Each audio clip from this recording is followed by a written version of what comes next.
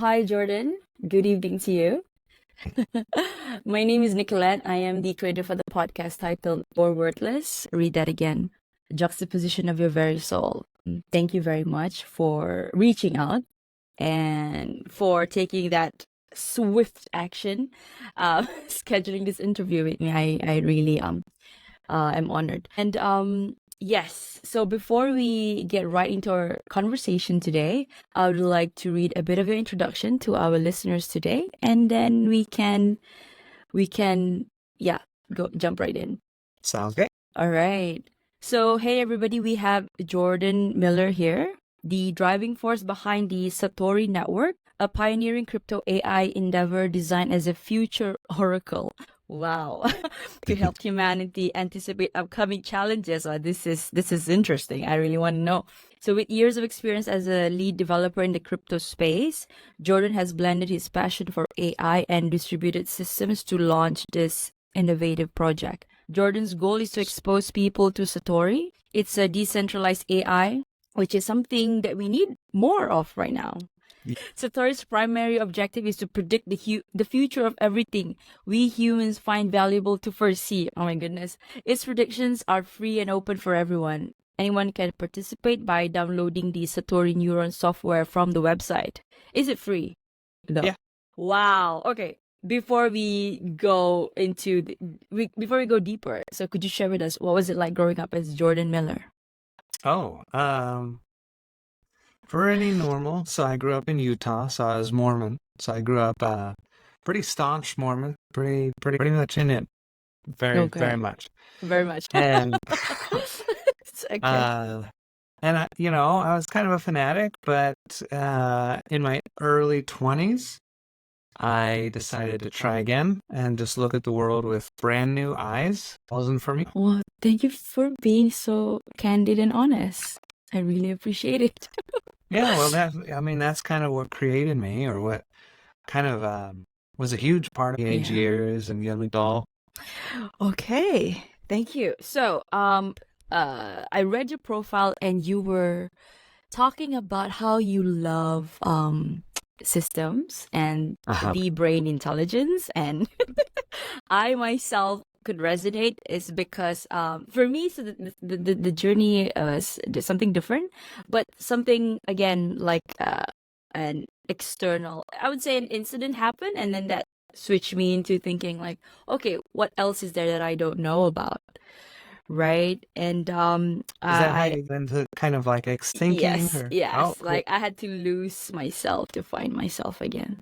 Yeah, Yeah. and that really, it's like you're basically collapsing what you've known before and just try Yes. to rebuild from there. And really, I was trying to find like, what is the source? What is that? So that anything at any point in my life that I feel like, okay, I am losing my grip again, what is it that I can come back to?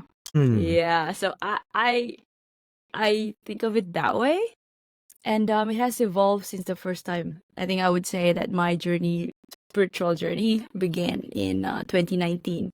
Kind of Oh, cool. evolved in a different way, but we're still evolving, until we're 6 Always. feet underground. Yeah, yeah. I mean, beyond that even, because we're light beings, right? Yeah. Oh, okay. Jordan. So, how does the brain generate intelligence? Like layman. Okay, so this was a topic that I became fascinated. I wanted to know, how does the brain, how does it think? What is the proper way to think? What is the most efficient way to come to, intelligent conclusions and all that kind of stuff? I remember thinking about this as a like fourth grader. Like I was really like trying to figure it out. And that led me down, this is kind of a sidebar, but that kind of led me down kind of an existentialist kind of rabbit hole in the fourth grade, where I was like, well, wait a sec, I don't You know how to started early think. though. How am I doing it? Yeah. And it kind of was freaking out a little. But so in my early 20s, I kind of was looking at the brain a lot and trying to figure out how does this work. I took brain courses in college, I read books, and there's a lot of nuance and a lot of complexity there. But there are some things, you can distill it down to kind of like a takeaway model. Like, okay, what's the, kind of takeaways from all this? And one of them is that the brain produces predictions of the future, of everything that's going to come into the body, whether through the skin or the eyes, all the information. Mm. It's always making predictions of it come in before it comes. Right. And to kind of get an intuitive feel for this, like it's subconscious, you know. So I can give like maybe a couple examples. Like you see somebody you haven't seen in a while, Yeah. and immediately this like something's different about them. Right. And in order to do that, in order to notice you changed your hair or whatever, that means that you have already had an expectation and made a prediction of what you were going to see subconsciously. And then when it didn't match on the low levels of pattern recognition, that kind of flows up the hierarchy until it gets to your conscious experience and says, I don't know what to do with this. It didn't match. And then you investigate, you say, there's an anomaly here. Therefore, you made the comments like, oh, you look different. Right. Something's changed about you. Yeah. And another kind of maybe a better example of this kind of constant future prediction that the brain does is like when you get startled, like you're surprised if something happened that you didn't expect, and you have to spend a second to kind of catch up, to see like, oh, you know, like what's going on. Right. If you weren't predicting the future of every moment, then every moment would feel that way. It would always be, I'm trying to catch up. I'm trying to figure out what just happened. But because you're constantly predicting it, you know, you're prepared when it comes. So these are just, you know, some examples that this is kind of the lowest layer of intelligence as far as I'm concerned. Like this is what we do all the time, everywhere in the brain. Right. So I guess that's one. It probably could we other tune it higher principles. because I am interested. Yes, let's bring it. Sure. Yeah. Interesting pattern is the neocortex. That's the very top of the brain, the part that makes us human, you know, the part that makes us mammals. Mammals have it, reptiles don't. And we have a very big neocortex, you know, really evolved in humans. And they've been studying it. They tried to figure out what is this, you know, and that's the part you see that's kind of wrinkly, and Okay. they can kind of map out regions because they're like, oh, this part's active when you're talking, and this part's active when you're stuff like that, right? So that sheet, it's like a sheet that's on the very top of the brain. That sheet of cells is actually in like a circuit. It's a repeating circuit. So in other words, it has the same pattern, and then it repeats as units, as if it's like a computer, so it's a circuitry that repeats. And it repeats on a very small level, like, you know, neurons, right? We all have a lot of neurons. Those neurons clump together in something called mini columns. And those are like 50 neurons per mini column. And they're talking to each other, and then they're reaching out to talk to the other mini columns and trying to get a feel for what's going on in their local environment. That's why it's organized into regions where, okay, this region's kind of focused on audible stuff, you know, feelings and whatever. So I think the takeaway there is that it has an interesting pattern of the brain figured out how to evolve a layer of generalized intelligence. That's AGI, right? I mean, that's what we're trying to invent out there in the technology world. We're trying to invent that layer, AGI. So it found this general structure that can create intelligence if you just multiply them. Then it did that. And that's what a human brain is. So that kind of has the principle of all of these little units that are in this kind of network are the same. They're the same structure, the same circuitry of 50 neurons. And based on the data that they get, they then start to specialize a little bit differently and a little bit differently over here. And this is why the data that comes from our eyes has a The different senses. qualia about it than the Right. data that comes from our ears, because our Oh. ears have a very kind of temporal, off kind of experience, right? Mm-hmm. And our eyes, it's much more, I don't know. Yeah. So anyway, the takeaway on that pattern seems to be they've done, or what the brain has done is, or what Evelyn has done, I should say, in creating them, is it's made a network, a bunch of units that are all the same, but then specialize, just like we humans. We're all pretty much the same, but we can make all this cool technology and civilization because we then specialize in something we get really good at. But since we're so similar, we can easily talk to each other, and improve things. Mm-hmm. So, some of these about, and I realized we can instantiate these principles today. We don't have to wait. We don't have to make AGI to make this amazing new technology. We have the technology to make a distributed network that can instantiate a lot of these principles right now.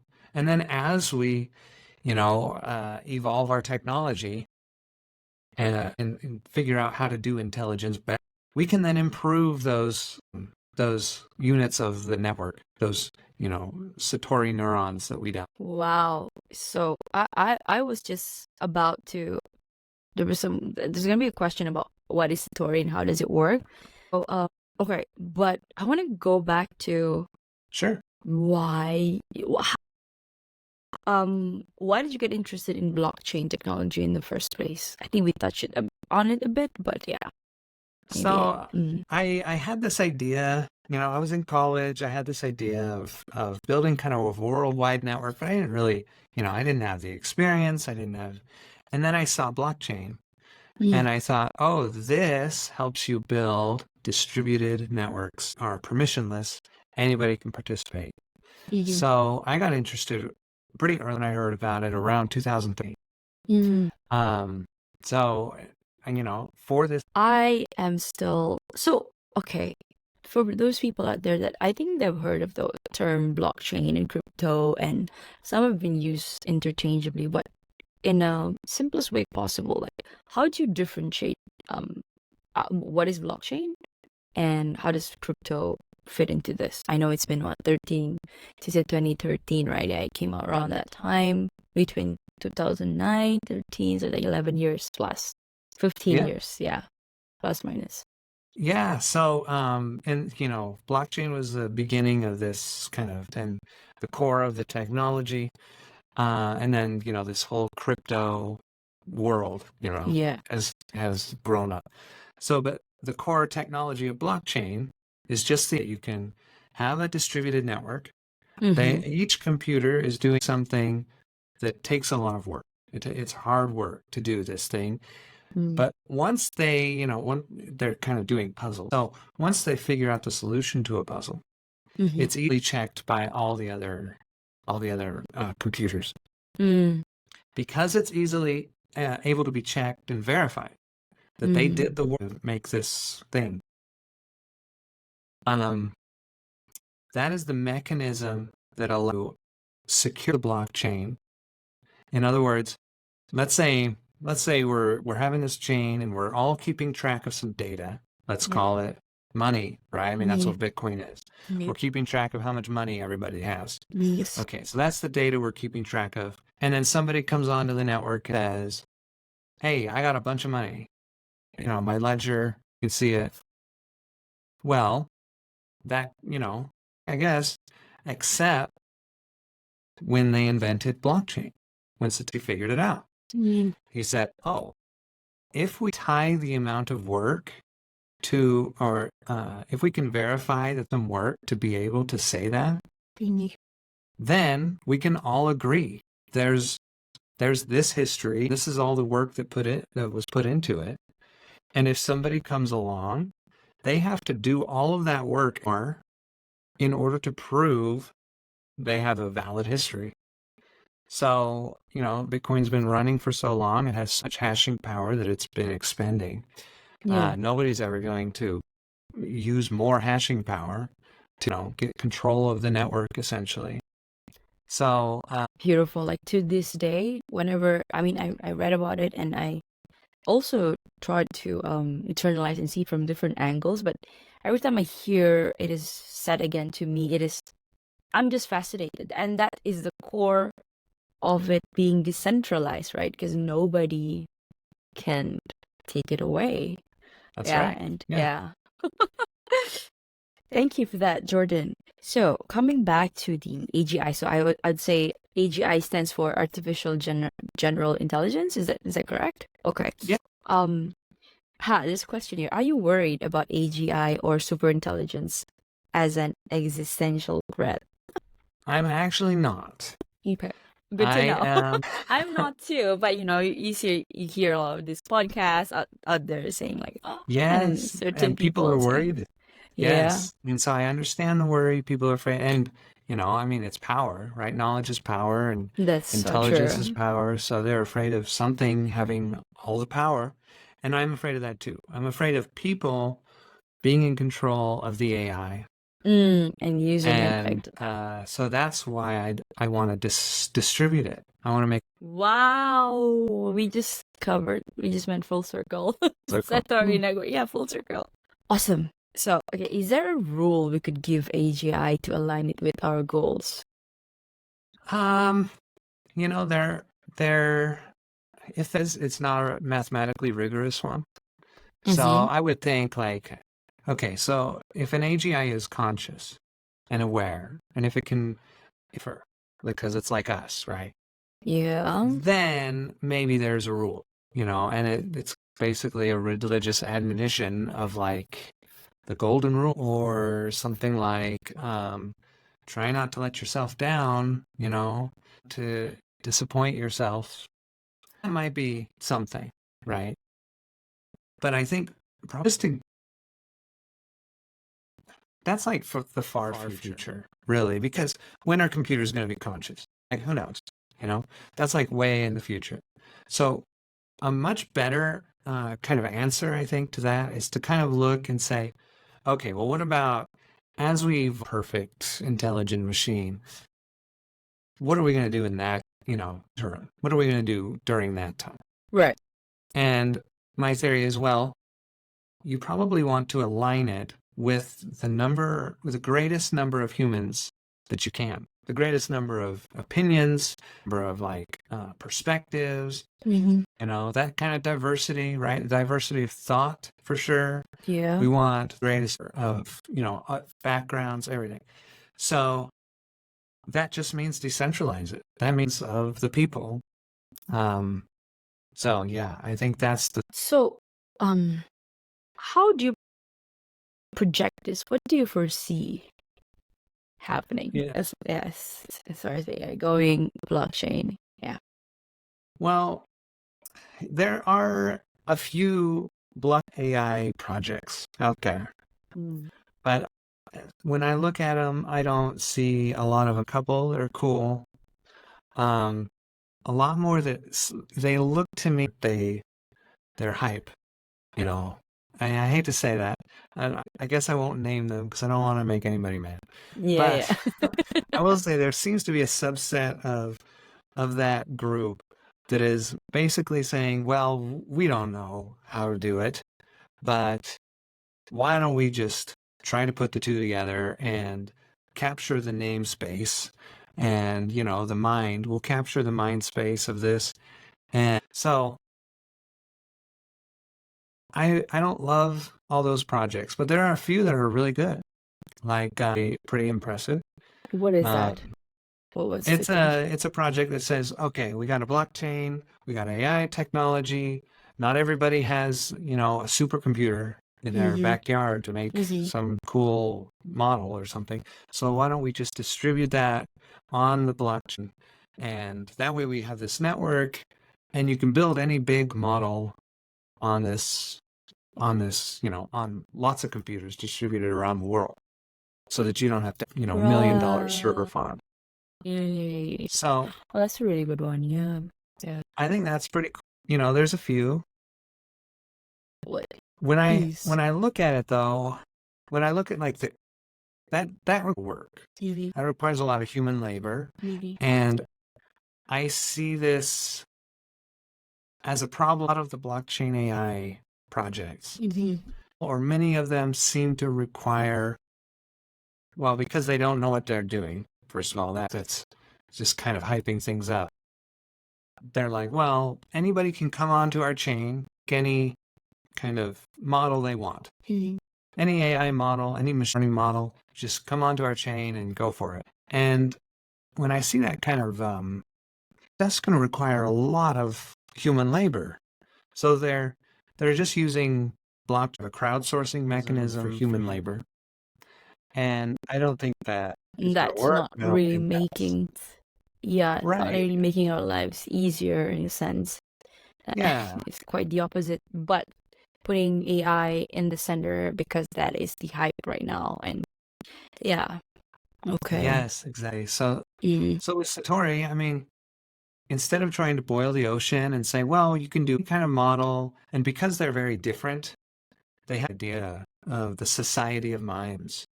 I don't know where exactly that came from, but that's the phrase they would use. They would say, well, these models can be completely different, get them to talk to each other if you work hard. And Satori is kind of, it's saying, well, no, let's model the brain. And remember, the brain has these repeating units. They're all pretty much the same. So why don't we have you download an AI engine that's the same AI engine in every one, but depending on the data that it looks at, it kind of tailors it for that data, tailors the model. And so now you have a communication protocol, and all these neurons can speak the same language automatically. You don't have to do it. Mm. So Satori is built so that it's automatic. The engine runs automatically. Everything is done in an automated fashion so that we don't need a lot of human labor to kind of get this off the ground and scale. I did, before coming on to our interview, I did visit your website, and I like the landing video that you had there. Oh, you like Yeah, I like that. I that's like kind of fun, huh? it made it really, really simple to Yeah. understand. Yeah, and but I did not manage to get past that video because I was like, oh, okay, I got to prepare for this. Yeah. But for the people, right, listening right now, I know we touch about what is Satori and how does it work, but perhaps they were listening, but then they weren't really paying attention. Can you just maybe give few sentences? What is Satori and how does it work exactly? Sure. Like in the intro, I think they, Yeah, no. that is my next question. Like, what is a future oracle and why do we need one? Oh, okay, cool. Yeah. Okay, so what Satori is, it's got this blockchain, so it instantiates a network. Anybody can download, anybody can run. What the thing you download is doing, that's a Satoron, is what we're Mm-hmm. calling it, the software you download. What the neuron is doing is looking out at data, the world, real world data, could be prices, government statistics, the climate, whatever. But it's finding a data stream of information and it's watching it. So it subscribes to it and it just watches it in perpetuity, all over until the end of time. Really? So So it let's say, watches that. uh-huh. Okay, come again? Yeah, so let's say I'm trying to track the gold price. Yeah, So gold is a great example. so So then yeah, yeah. So it take would that just as a watch it. case study. Yeah, let's say gold comes out at different time periods. Mm-hmm. Maybe it's happening every second. But you Mm-hmm. might say, okay, I want to look at the price once every 4 hours. Could be once every 10 minutes or once every day. Choose a stream. I'm going to look at this price. And then you're going to predict the future of it. So that's what happens inside the node. It's subscribing to that data. It's getting a feel for it. It's learning how it behaves. It's looking at the patterns. That's what AI does. It looks at the patterns. It says there's patterns within this data. Interesting. And then it correlates those patterns with other outside data sets or data streams and says, oh, when that thing does this, it kind of influences this. So it finds correlations and then it's just to predict the future of that data stream. And as it predicts, it then broadcasts that prediction. out to the network, and anybody, any node, and any human can subscribe to that for free. So it starts broadcasting this prediction out there. Other nodes can then listen to that prediction and say, I am predicting the price of silver, and since they're correlated, it sure would be nice if I had a pretty good idea of what the price of gold was going to be in the next, 4 hours or something. So they can subscribe to that data stream, get the information, use it in there, leverage all the work that's being done. So this is how it works. They're basically just watching the world, talking about what they're going to be. And when you were mentioning all of that, I had this thought. So what is when you say future, right? So you just gave an example of 4 hours. And then you said extending it. So what's coming into mind is, what about climate, since you mentioned about that? climate, sure. Yeah, how do we use this to support and maybe focus our effort on those climate and regions in the world? Yeah. Well, we start by getting the raw data. Okay. And so what's the raw data for climate? I think one of them should probably be ocean temperatures around the world. How many sensors do we have giving subscribe to that data? Whatever else. I mean, I'm sure climate people know a lot more. I don't really know. But we're going to subscribe to all the data points, starting with kind of the broadest things that matter, the kind of richest information things. Speaking of like maybe something, I can give an example. Like if you're looking at the economy, that might be something like inflation. A lot of stuff responds to inflation. So we're going to definitely use that as one of the very first data streams that we're predicting. So I'm sure there's, more valuable data streams and, more kind of niche data streams for climate. So you'd start with the most valuable ones. And you'd build kind of this model. They'd all start talking to each other and saying, well, I'm getting this reading, I'm predicting this. And if it's valuation, they'll find those correlations. And then you'll have kind of this federation of models that when they're talking together, they're producing good prediction what the climate is going to do. So, yeah. And now then that's people how you can start.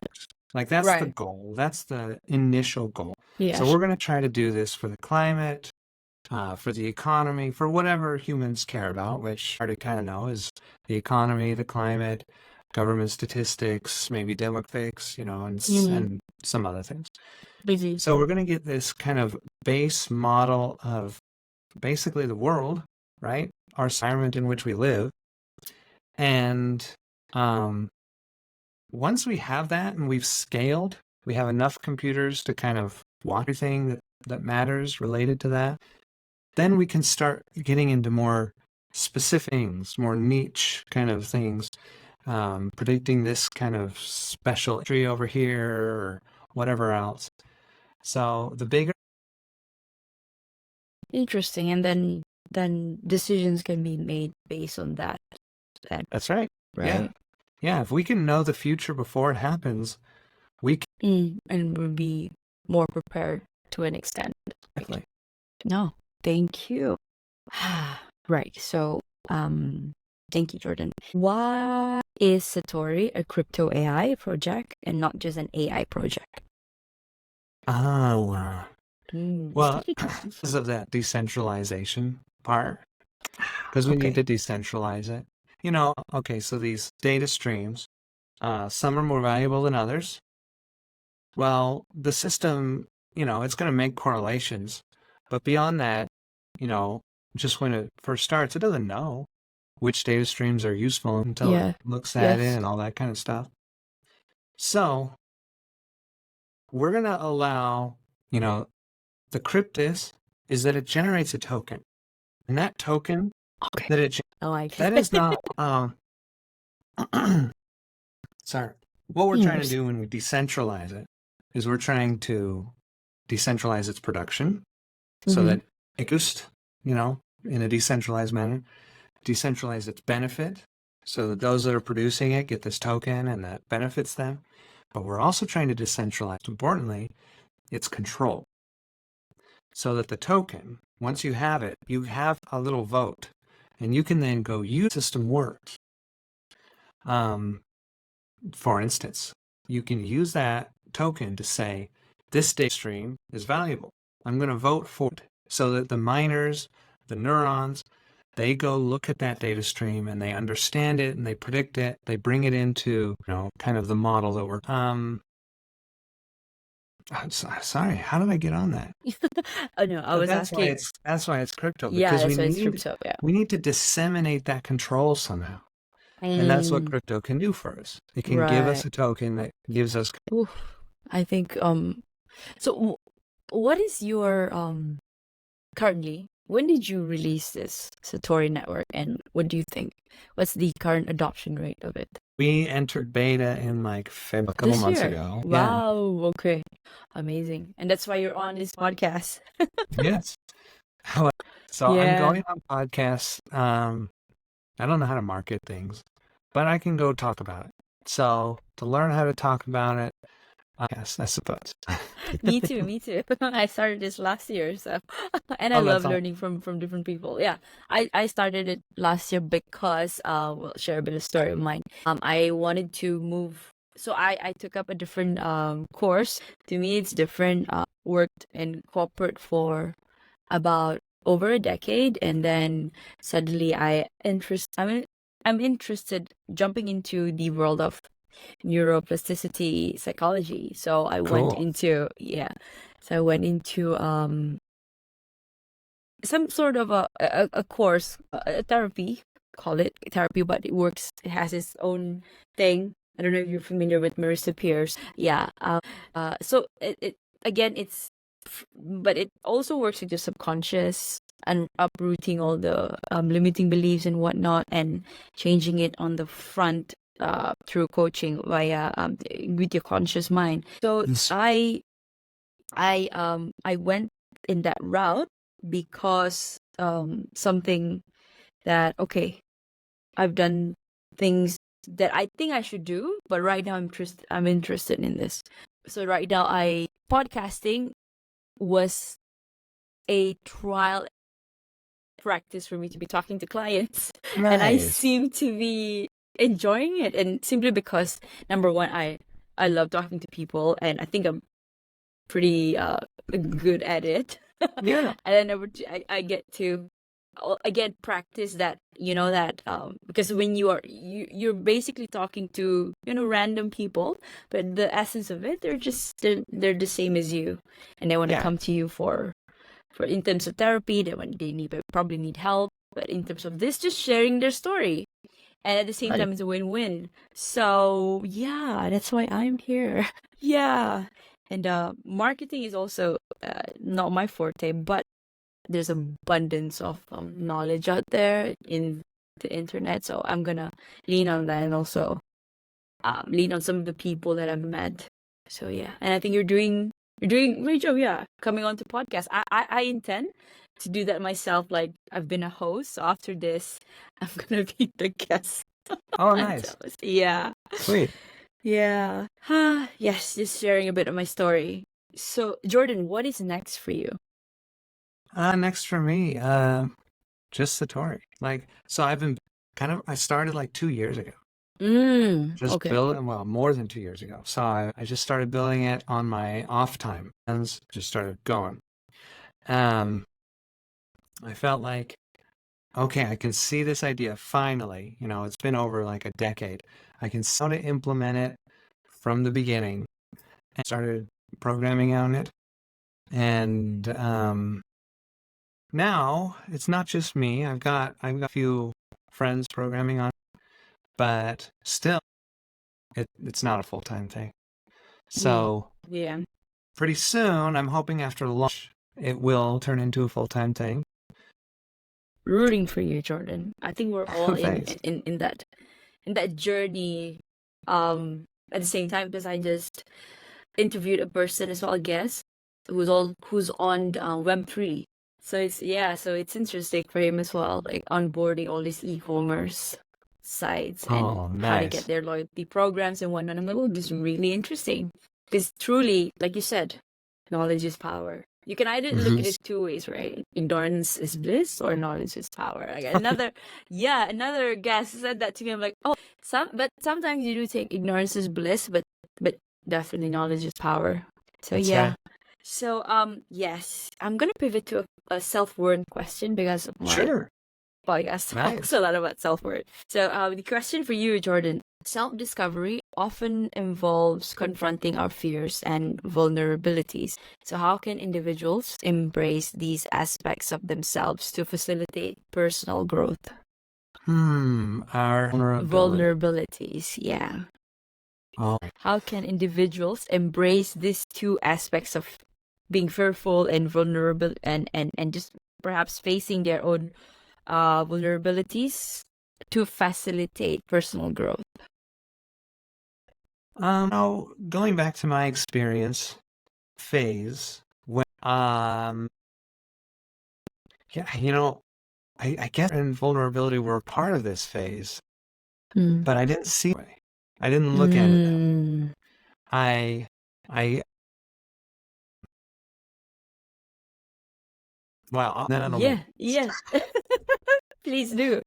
So I told you I more right, and then I got out in my early 20s. So I escaped, right?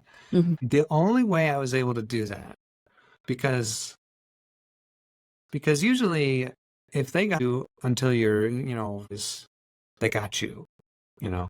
And so so but I got out, I escaped because I realized that, I wasn't happy. And, Mm. I knew it, right? But until you admit that explicitly to yourself, I'm not okay, then, nothing changes. You have to be able to say that. You have to be able to mean it. You have to be able to recognize it. And that can be scary. So I guess the fear killing to do that. But once you say that, you say, oh, this isn't okay. If I knew everything I needed to know, then I would, be happy with this part of my life, or, this would be okay. And I would be making progress over here. I felt like none of that was true. Like nothing was. And so, realizing that I was vulnerable, that that I was in a bad state, that kind of allowed me to put all my beliefs on the back burner. It didn't allow me to throw them away, to, just destroy them completely but it allowed me to clear it all and have some space to think. Okay, what is going on? I need to look at the world through kind of an empty slate. And I need to figure something else out. So, I love that. so yeah, I guess that is a strategy for dealing with the fear, right? The fear that, oh, I'm wrong about my religion or, whatever it is, be your staunch Republican or something. You might say, I'm going to put that away for a minute and I can get back to it at any time, And so that way I don't have to be afraid. I'm not going to lose anything. It's right here. I know it. I can unbox and take on that identity, or maybe I just take it off for a bit and just see what it's like without those glasses on. And so I don't know. That's a good way to put it. Yeah. The identity that the things that you identified to before, I don't think it will ever go away because it's been Right. there with you for That's right. as long as. But you're correct by saying allow yourself to accept the fact that I probably need to see things through a different lens, and then Yeah. but putting it on the side, but not forgetting, but not also get tied to it, that you Right. refuse to just, to open your eyes or to just see it from different set of eyes. And then when you go back and you look back at it, you will definitely see through the fresh pair. Yes. And you choose it, and you can even take parts of it that you think are still that you may resonate with, but the rest, just let Yep. it go. But it's Just let it go. knowing that it was an identity of ours before. Yeah. I like to think of it that way as well, and because we're like we I think we like to learn, and a lot of people like us, and I like to think of it as, like, say I'm speaking to you today, yesterday, and tomorrow, the day after, I'll be taking nuggets of knowledge from these people and then consolidating it, integrating it into Yeah. what I know, and but then add my own essence to it, and with my own things that I have established before, right? Through my own experiences or the things that I've learned or studied, and then go do something else. So I guess that's how we also learn. We also our voices out, and at the same time elevate our consciousness. Yeah, uh, Yeah. that's how I see it. So yeah. You're all gonna, like you can't get rid of it entirely. Mm, So you're always gonna take some stuff with you. yeah. But knowing that And what you just don't being like. kind to yourself, like, you don't have to take it on, Nicolette, Yeah, That's right. it's okay. Yeah. Yeah, good. uh, Jordan, so what is your heart's greatest wish? Oh, Yes. wow. I like Well, that a lot. that's a hard one because let me think. So, okay. I guess it's number. Yeah, Okay, it's so hard, but actually it's simple. I've got three, we'll say 3.5, 4 aspects of my life. Like, and you can just time. What do I do? I've got this family. I've got work. I've got Satori. That's 3. And, every once in a while I go maybe hang out or something, right? So that's it. I don't go to church, go to, any clubs or anything. None. These are the things I do, and that's it. So, my greatest wish is that Satori grows, I suppose, grows and takes a portion of that life Yeah. and successful out there in the world. I suppose that would be it. I mean, I feel like I work for Satori. I mean, my paycheck comes through my employer, right? But like on an emotional level, I'm here so that Satori is able to flourish. I'm Yeah. Oh, I love working for the that. idea. Yeah. Yes. And exactly, I think I can totally resonate. Like before leaving my 9 to 5, which was just last week. This Oh, week really? is like, yeah, Wow. I know. And to let you know, I've been putting on my because I need to get my certifications on my last leg. So I took it last year, February 2023. The shortest I can finish was 6 months. But again, I was like, oh, I was scared. Maybe I should start my podcast first. I went, and then now I'm 1 year Nice. into a few months. I think 9 months into podcast, and then Nice. and so happened. It's like the universe is saying, okay, you got to move, Nicolette, or else nothing's gonna change. And I already at the time, I was really feeling my day job already, because I really want to be out there and helping people. Yeah. So right now it's like, just take the leap, and just trust and have faith and trust the processes that hold your vision. How It's do you gonna feel like the universe spoke to you? Like, Okay, how did you get the so message? thank you for asking. I love that. Okay, so my backstory a little bit.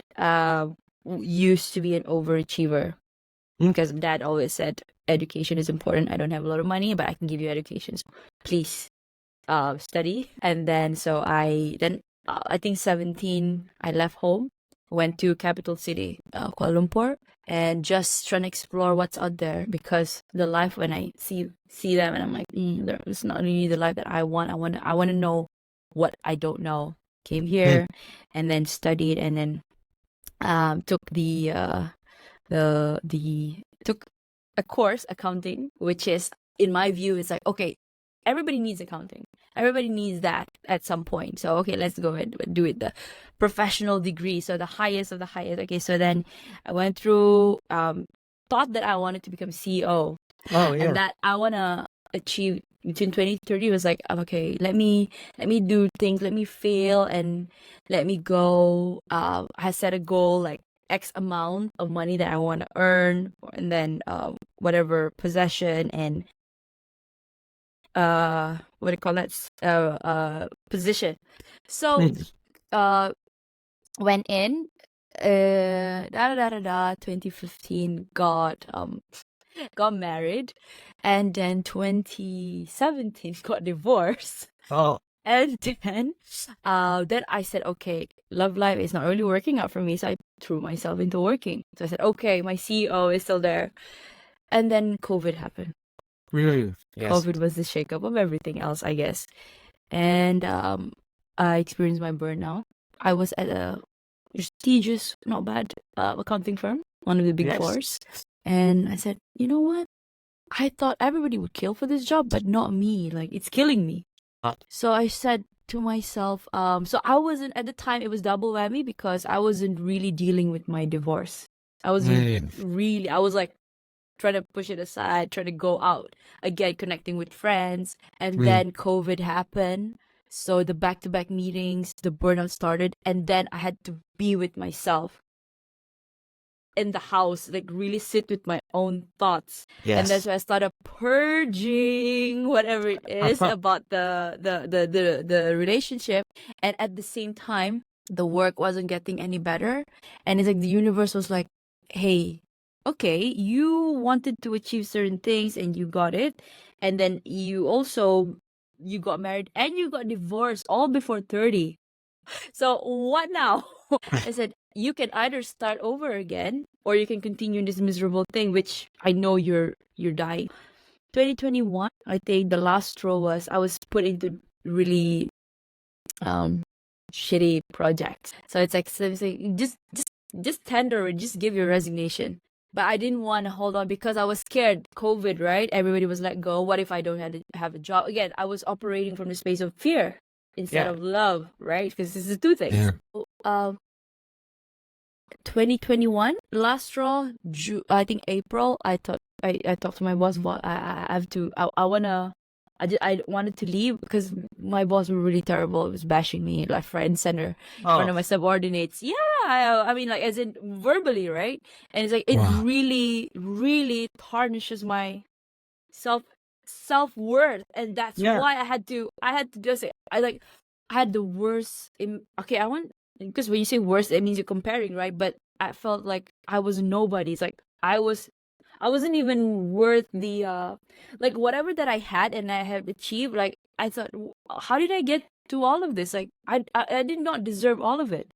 So he really crushed my spirit. But then I had to, I guess that was the call. Took sabbatical 2 months, unpaid. I told my dad, okay, should I? Okay, make sure you have for him. Oh, of course, he was also fearful because I can't probably support you for a while, but I can't support you today because you have your own thing. So, okay, took sabbatical, and then I said, I sit down myself, tried to apply again with the imposter syndrome, like, who is going to hire me? I am nobody. But so happened that a friend of mine still reached out, still put on this stand, like, okay, one thing was I started being honest with myself. Why I wanted to leave. I was starting to be authentic, and I said, okay, I need help. Do you have anybody? So I said, okay, here's a recruitment agency. I gave them. They called me. So again, to my surprise, and I applied to one LinkedIn job, which is on my own, and I got 3 offers. Wow. Okay. Okay, I'm not. So it's like, because I was so blurred.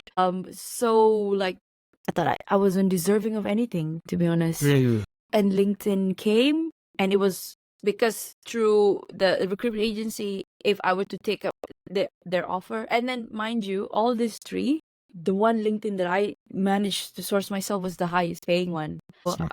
Because the recruitment, if I were to join them, they would take like I think a commission from me. Yeah. So nothing, so nobody was like at a loss there. So I was like, okay, that one sign from the universe, and it was the highest among the three. Okay.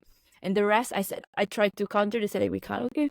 So I joined a totally different industry because I've always been in accounting. But again, like I always wanted to know. So I went into auditing, accounting, debt restructuring. Then I joined a commercial before this Big Four, before I tendered that. And then went back again to consulting because I wanted to talk to people. And then had the toxic thingy, and then I joined a shared service center where it's about processes. I go back down to basic efficiency, productivity. But that 2 months, it wasn't enough, to be honest. But because I was scared, I couldn't support myself. I just took it up. So imagine I was dealing with healing, dealing with maybe the divorce. Okay, perhaps I've already come to terms with at that time.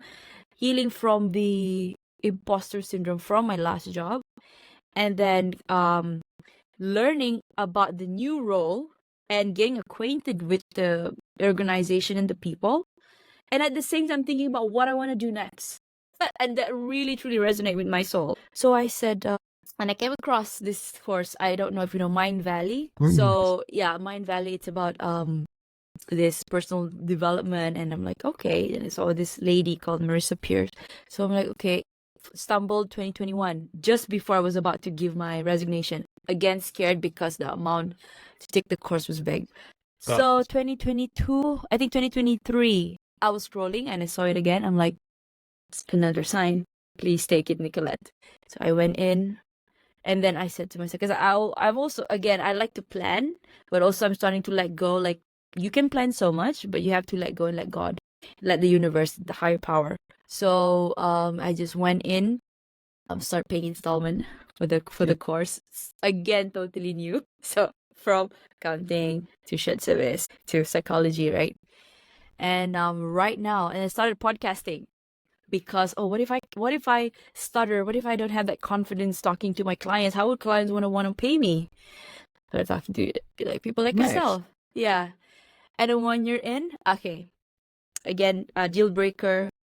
Since COVID, a lot of organizations are restructuring, right? So they're letting go. So I was asked to vacate my role.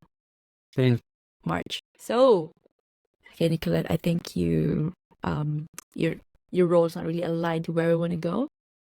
Then that was, and over the years, I was really trying to tap into my intuition, really just holding on to it. And to be honest, it's never steered me wrong. So I'm going into full force right now. So yes. Isn't that interesting how your intuition tends to never steer you wrong? Well, you look back on it like, oh, I didn't follow my intuition because I was afraid. And that's why I had all exactly. this Same crap thing happen. with my marriage as well. That were red flags. Again, intuition, but then you still wanna justify it with the rational mind. But you learn from it, right? So that is my story. Thank you for asking, and thank you for letting me tell my story. Feels good. Well, when did you kind of get into kind of philosophy? 2022. Sorry, cool. 2021. During my sabbatical, like I went into my divination. I tell you, I went into tarot, I went into astronomy, I went into astrology, I went into, again, the human mind. Freud, Carl Jung, Ellen Watts, you name it, Hermetica, everything. I tried. But right now, it was like through that lens of what am I doing here? What is this? Like, again, if you think of it, self is, are you really the self or are you the ego self? Right? Yes. So it's like, it's those kind of things. Like, I really had to sit and face, like, hey, you don't know this, please open up. And I was purging, I was crying on the couch watching, like, oh, I didn't know all of this, and now I know. But that made me, yeah, it's like cleansing. It's that's and I know I'm not the only one, and that's why I put it on my bio. Just hearing their own journey, and just at the same time wanting to learn. If you read it, it's like I wanted to know about filmmaking. Is that is my like, I like it. Music is a very big part of my life. And I thought I went to the extreme of, oh, now that you know about this about life, so are you gonna let go of the very thing that makes you human, which is music or going out, hanging out with friends. I had to find that balance again. I think I was like that, and then I was like this, and then slowly, like, okay, you're human. You're still in the 3D plane. You're not on 5D. Yeah, yes, but 3D, you still have to. Again, you still have to eat. You still have to pay for rent, bills, right? You're gonna. Yep. So all it's the like practical being, things. all the practical, being kind but understanding. Again, knowledge is truly power. Yeah, really. Isn't it crazy? It feels to me like trying to create this life, right? Yeah. And it seems to me like you're a co-creator with the universe. Everything that surrounds you, it's you. If either of you aren't gonna, come together on something, it's just not gonna work, right? So when I first was kind of starting to build Satori, like thinking about it, developing the idea. One night I had this plan. Okay, all right, I'm going to get up at 6:30. I'm going to do this before work, and then, I'll go to work and I'll whatever. So I had a plan, something for Satori before, and 6:30 came around, and I was really tired, and maybe it was like 6, I don't know. But I was tired, and so I slept in instead. And I had a really bizarre dream. And in this dream, I don't even know how to describe, but basically the universe came to me. Like it was like, it wasn't a person. It was just kind of, it felt like a voice. I don't know. And it said, basically the feeling, it didn't communicate in words. Where are you? Are you doing the thing that you were planning on doing? Look, it says, what are you doing? Oh, yeah. And so I was like, oh gosh. Yeah. So I think you're a co-creator with. And then when you say something, they are gonna follow. Like if you say you're gonna fail, this is your order. Yeah. Right. And I'm gonna make it. We're with you. Let's do it. Yes. But you have to take the lead so that they can take it with you together. Yes. You're co-creating, and that's why I've always believed. Again, coming back, inside is really a reflection of the outside. And there's one, I think, a quote. It's funny how the world is a mirror play, a reflection of everything around you. Yes, the reflection of everything around. You see something this way, she said, this, the very thing that we see right now, it's because somebody has projected it. Like I'm looking across by where I said there's a building that came from an imagination, right? Yeah. And it's from somebody's head. Somebody built that. Yeah, somebody built that, and that it started from what? Thought, and then you felt that you can build it that way, and you want to build it a certain way, and you take the action. You just do it. You just do it, exactly. That's right. But I think, people, there's gonna be two division, but we're all waking up to this. Seems that way. Yeah, it seems that way, right? And again, I told you, like, I'm into astrology and all that, astronomy and whatnot. Yes, because I believe that's above, so below. We're a universe. Yes, we're a universe in a universe. To be honest, our body, trillions, and we have so many trillion stars as well. So a universe in a universe. So if a universe can create, that's why we're creators. So when you say a universe in a universe, I've never put it that way. I've never thought about that. But I have thought about it this way. which is Yeah. as though is somewhere in mind. Does that kind of resonate? Yeah. I don't know how to describe Yes. it. You know, I so It's I think what you're saying is it is all the potency, the abundance, the infinite things are dormant within you and just waiting for it to be realized. yeah, Because we are universe in the universe, and the universe gives birth to all of this. So if you think of it one way, and then take one choice today, you take one decision, take this here, and then you're gonna again it's another network of it, another trajectory, another trajectory, another trajectory. But if you have a goal, doesn't really matter whether it's this way or that way. You're still gonna get it. You're still gonna right. arrive at the same destination. Yes. It's so interesting and so fun to look at it. So many different ways. When you were talking about brain intelligence, I mean, I can totally relate to this again, the spirituality. If you look at it again, science, and come on, at the end of the day, everything is energy. Energy is everything. You think about vibration, frequency. The fact that we can get to talk is because we vibe, we understand a certain level. So yeah, it's a. I never thought I would be like this. Like the 10 years ago, Nicolette wouldn't be thinking of it that way. Well, left that church. Yeah. I left it all behind, but I still had this huge in metaphysics.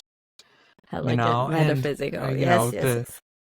Every church's theology is kind of a wrapper around metaphysics, a story, leaning. Yes. And so I kind of went into the study of that. And I kind of was like, okay, all right, let's look at all the different religions and we'll unwrap them and we'll pull out the metaphysics in each one and just kind of take a look at it. So I looked at, well, of course, I already knew the Mormons. And then I looked at like Catholicism. I looked at the classical theists and how they kind of define the world. I looked at kind of Eastern religions because, I didn't really have to look at all the Protestants because they kind of classical theism mostly. Yeah. So then I looked at kind of the Eastern side of things, learned about the term Satori. But I kind right? Something Confucianism, Taoism, yeah. Yes. Oh, wait. And I kind of realized that in some way they're often saying the same thing. But in other ways, they make different distinctions and differentiations.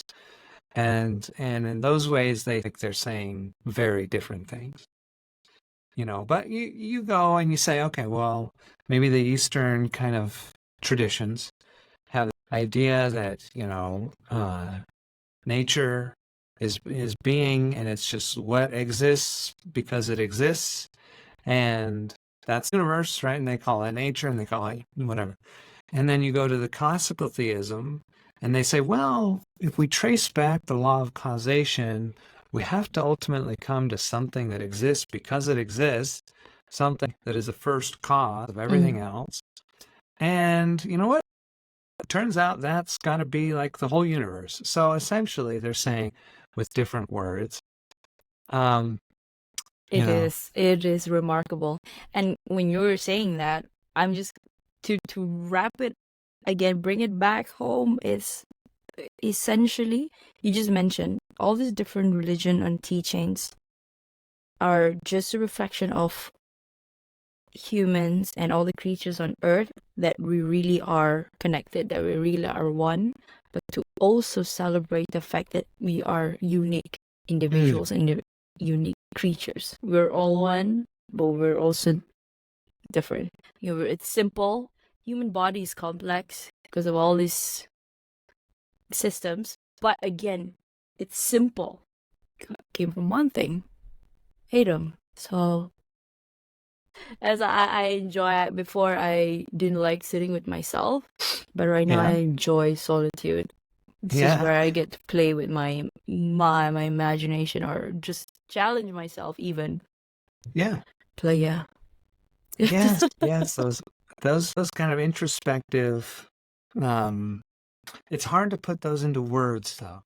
That's the hardest part about it, is putting it into words. And so I kind of got interested in philosophy, and for the purpose of being able to put, you know, Yeah, I mean, this is an Islam country, but we're kind of we're multiracial. So okay, we cool. have so we have a mix. So Christianity, yes. Chinese, Hinduism, we have it here. You're Name it. familiar with the story of that? Oh, very much. I grew up as a Catholic. Did you? Yes, yes, yes. 2019? No, 2015. I would Nice. say, okay, 2019. Yeah, 2019. Because that's when I said, strip myself out of all the religion. Oh, nice. Yes. Nice. So, in that story, Adam's, God creates Adam and Eve, puts them in a garden. There's basically four people: Adam and Eve, God, and the devil, right? Like, that's it. And so, the thing I like about that story is that it shows that there's two to produce language. There's what's going on? Well, like, what are they doing? Well, Adam is walking around looking at all the animals and naming them. Like, that's what he's doing. Mm-hmm. And Eve's chilling. She's just like enjoying it. And the devil is using language, right? So that it doesn't really talk about Eve talking much, but it says Adam is using language to organize his world. He's trying to understand, what is this? And so he then puts it into language in order to categorize it, in order to have a model that, understands it, that is predictive, that is useful, right? That's what he's trying to do. He's trying to understand. And in order to do that, he has to put it into language. He has to differentiate being. He has to cut it up and say, this is related to that in this way. Therefore, I'm going to call it this name. So that's what he's doing. He's naming everything. And it shows these three approaches. And Eve is just like, you don't need to name things to like just enjoy being, just chill out, dude. Okay, so Eve is like, I'm not going to get in the linked train. I know where that leads. It just keeps going. So I'm just going to chill and pet the animals and enjoy it. And then the devil comes into the picture. And he knows everything. He's a came from God himself. Yeah. Yeah. Yes. So he doesn't need to like do the process that Adam is doing, because he already knows it, right? He's already made this process. He's got language. So he goes and he uses language to then change the world. So he uses it to try to manipulate Adam, try to manipulate Eve. He does it to change what is real, not just model what is real, make a change. And so I don't know. I think that's one of the nuggets that I have kept from my religious days, is that there are these three approaches to language. You can use it to organize information, you can ignore it, or you can use it to change. So sorry, I know we're way ahead of time, but just before we wrap up, but coming back, I love that when you said something again. Think of it this way: Adam was out there naming, Eve was there chilling. When you said it, yeah. I went into the whole divine masculine, divine feminine. I'm like, divine masculine is the one doing, divine feminine is open to receiving. Just chill, it will come. And then you put in the perspective of the devil, which is also came from God, and then he's there, the polarity, right? The good and the evil, and human race has the same. We're given the same intelligence capacity within us to distinguish that, and we use that whether we want to do it for good or the bad. Truly, it's all in our hands. We all have that choice. Again, That's right. Come back. Wow, we're going in a circle.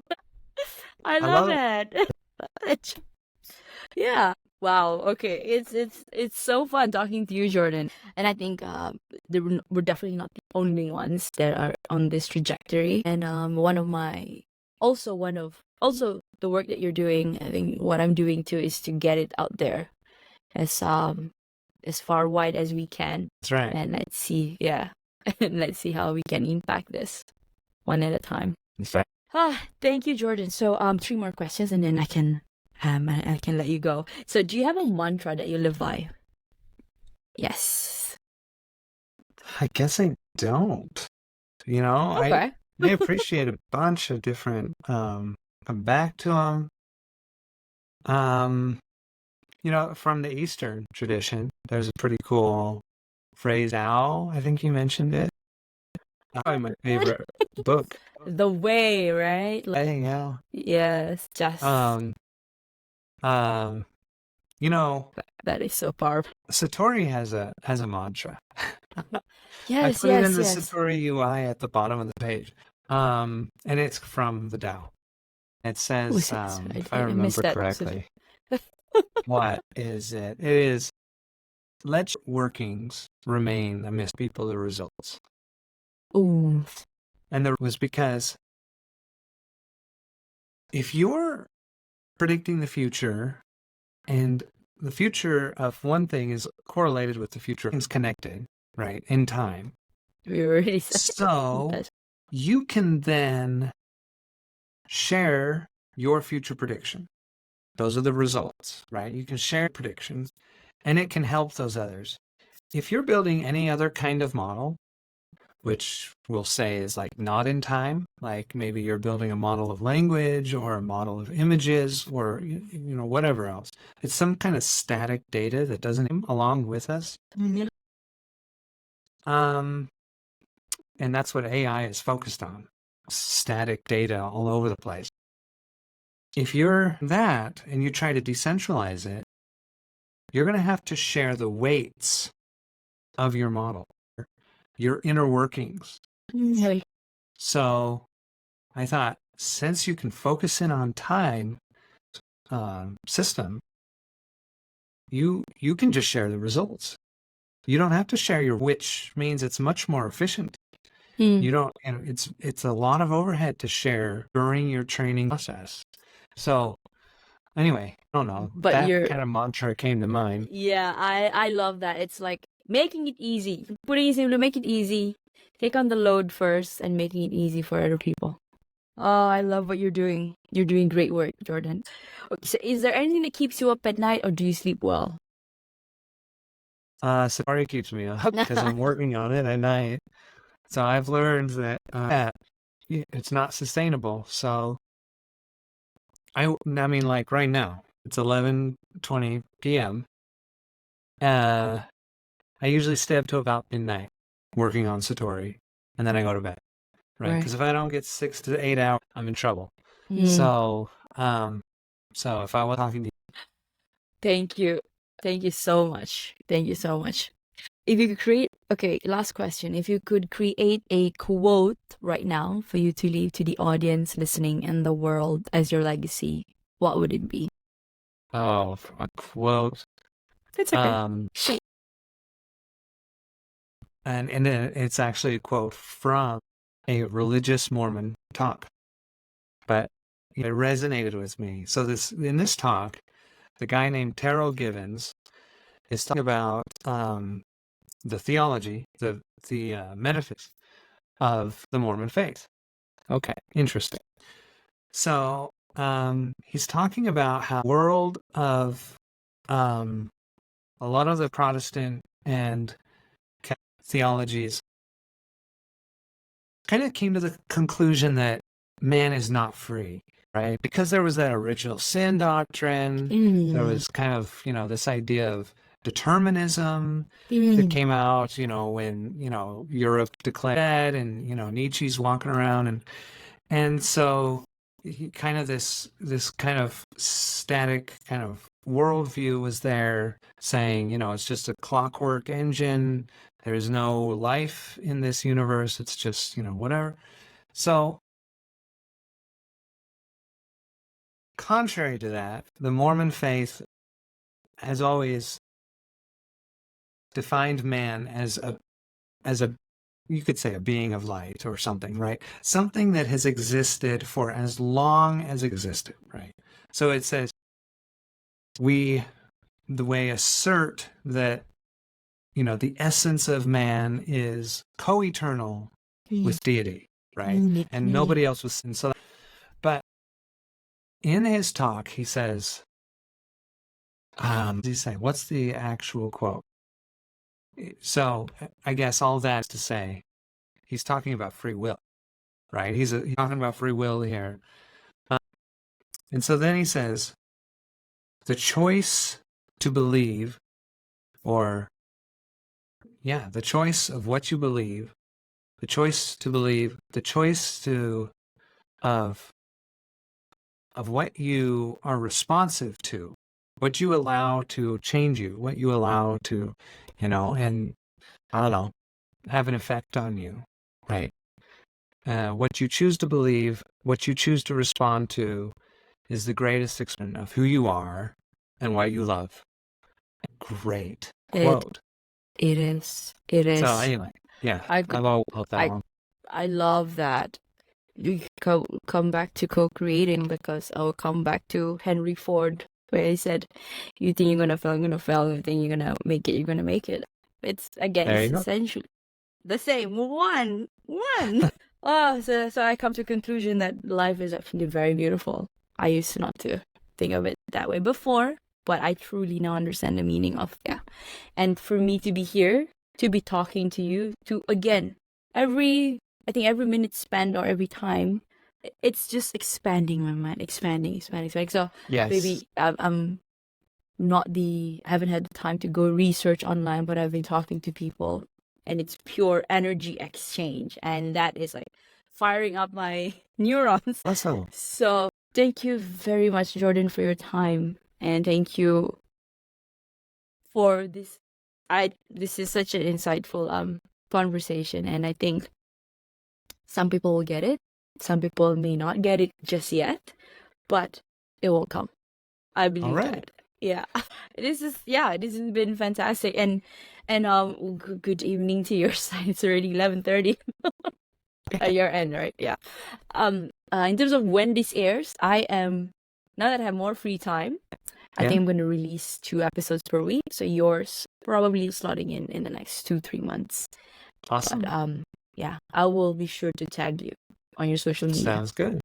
Cool. Awesome. So stay in touch, Jordan. We're connected via LinkedIn. Yeah. Well, I wish you the best in your Satori, and I think maybe our paths will cross again in the future. Yeah. Awesome. Awesome. Thank you. Good night. Have a good evening. We'll see you. Bye-bye. See you. Bye-bye.